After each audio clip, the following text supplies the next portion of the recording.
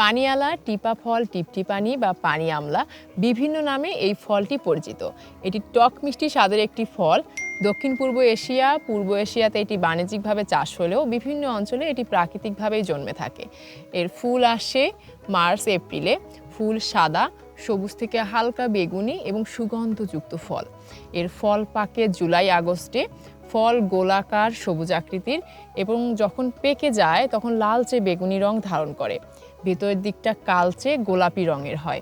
এই ফলের বিভিন্ন ঔষধি গুণাগুণও রয়েছে। এর গাছে কাঁটা থাকে এবং এর গাছ মাঝারি আকৃতির হয় এবং খুবই শক্ত, যার ফলে বিভিন্ন ধরনের ফার্নিচার তৈরিতেও এই পানিয়াল গাছ ব্যবহার হয়ে থাকে।